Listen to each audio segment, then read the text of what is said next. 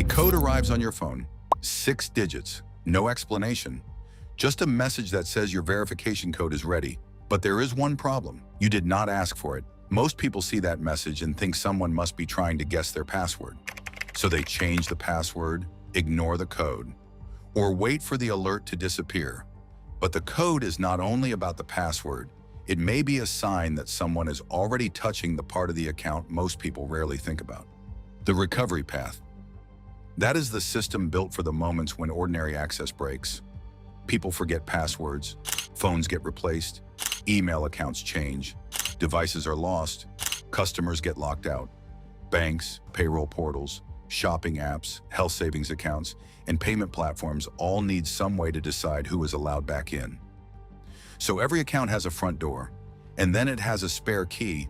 The front door is the login box, username, password, maybe a code. The spare key is the reset system, recovery email, phone number, trusted device, backup code, customer support verification, identity check, a link sent to an inbox, a prompt sent to a device the system already trusts. The ordinary user sees one lock. The system sees a chain of alternate doors. That is why a password reset is not just a convenience feature, it is a control decision. When a company lets someone reset a password, bind a new authenticator, change a recovery address, or prove identity through support, it is making a judgment. This is the person who gets control. And if that judgment is wrong, the password may no longer matter. This is the hidden layer behind the alert on your phone. Not the hacker movie version, not the hooded figure, not the green code on a screen, the quieter version. A recovery system trying to answer one question. Who should be allowed back in?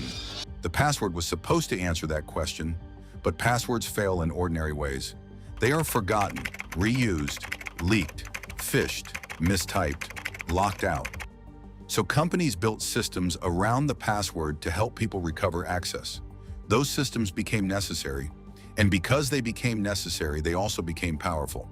The National Institute of Standards and Technology separates account recovery from normal authentication. Because recovery is a different event, it is what happens when a person has lost control of the authenticators they normally need. Recovery may involve identity proofing, a recovery contact, saved recovery codes, or issued recovery codes. That is the part most people miss. The reset email in your inbox is not only an email, it may be a key. The phone number on the account is not only a phone number, it may be a key. The customer support script is not only a script, it may be a gate. This is why the first account in the chain is often not the money account. It may be the email account. If someone controls the inbox that receives reset links, they may not need to know the passwords for every other service. The inbox can become the place where other accounts send their spare keys. A bank may not be the first account touched. A payroll account may not be the first account touched. A payment app may not be the first account touched.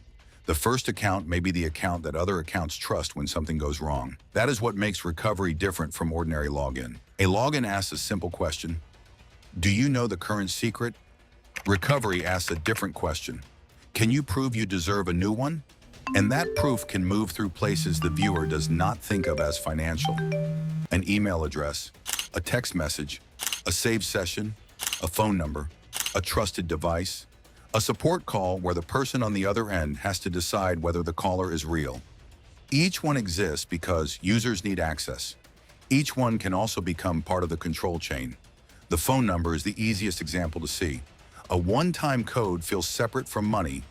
It is just a few digits on a screen. But if that code is being used to approve a login, verify a change, or reset access, then the phone number is not just a contact method, it is participating in the lock. That is why regulators have treated SIM swap and port-out fraud as more than phone service problems. A fraudulent SIM change or number port can move a victim's phone service to a device controlled by someone else. Once that happens, calls and text messages meant for the customer can go somewhere else. The FCC has warned that this can let bad actors complete text and voice authentications to reach a victim's other accounts. That does not mean every text code is unsafe. It means the phone number is part of the account control system. The message is not just saying, here are 6 digits. It is saying, this account trusts a path. The code may point to a reset request. The reset request may point to an email account. The email account may point to recovery settings. The recovery settings may point to an old phone number.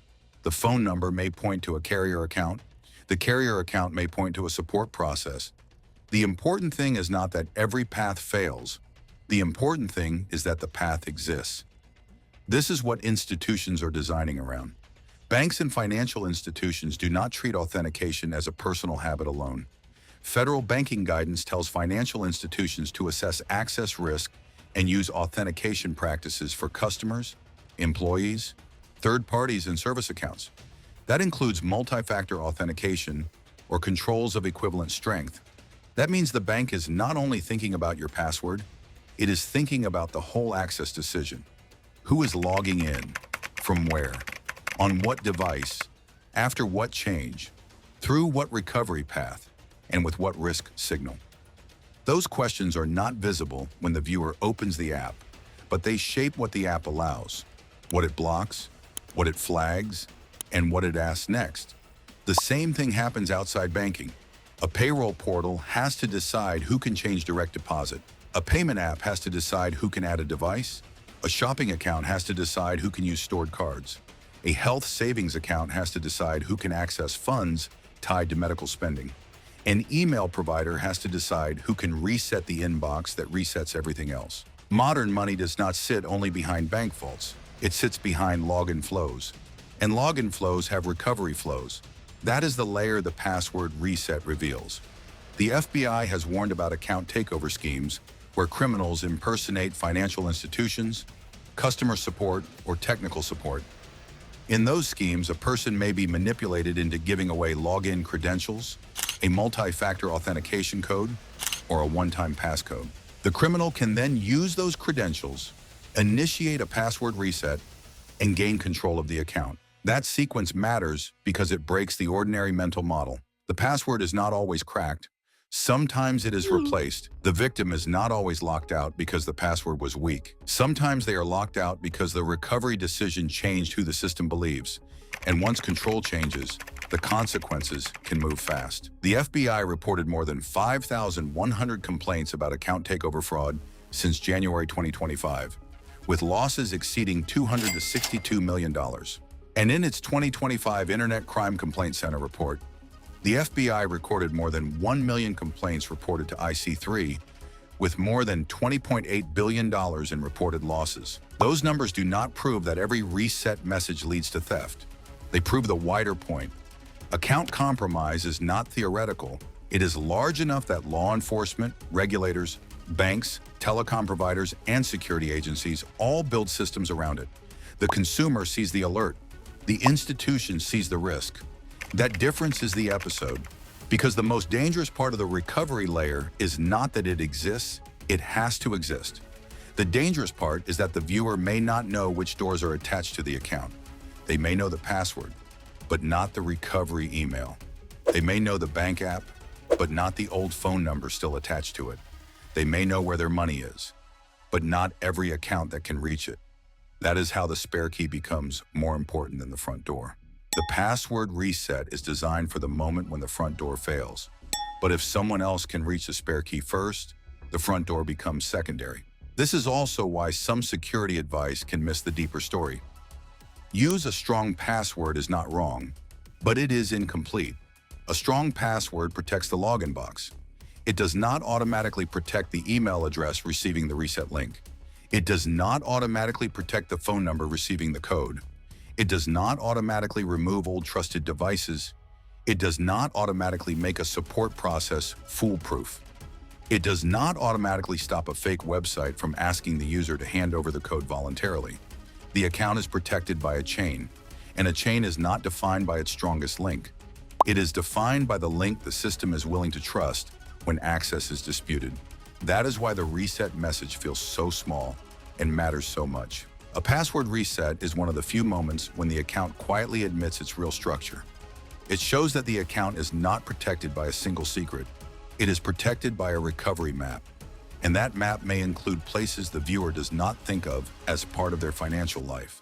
The inbox, the phone number, the carrier account, the old device, the backup code, the customer support desk.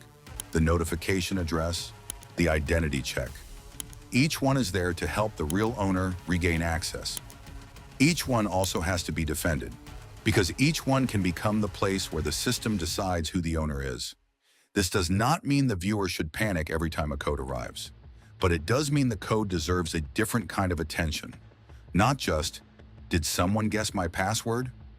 A better question is this: what recovery path is this code connected to? What account sent it? What email or phone number is trusted by that account? What other accounts depend on that same email or phone number? And if someone tried to reset this account, what else could they reach if the reset worked? That is the recognition. The alert on the phone is not the whole event. It is a visible piece of an invisible decision layer. When the viewer sees a password box, they are seeing the front door. When they see a reset email, a one-time code, a new device warning, or an account recovery screen, they are seeing the spare key system. And in modern financial life, the spare key system may be what stands between a person and their money. So the next time a code arrives that you did not request, the question is not only whether your password is strong, the question is whether the recovery path is stronger. Because the password may be the lock you remember, but the reset path may be the key the system still trusts. And if this episode changed how you see a simple verification code, that is the point of Legacies Digest. We look at the ordinary surfaces people are told not to worry about: the forms, scores, notices, resets, denials, warnings. And we ask what hidden system is actually making the decision underneath. Because sometimes the thing that looks like a routine alert is the place where control quietly changes hands. If you want more investigations like this, subscribe to Legacies Digest.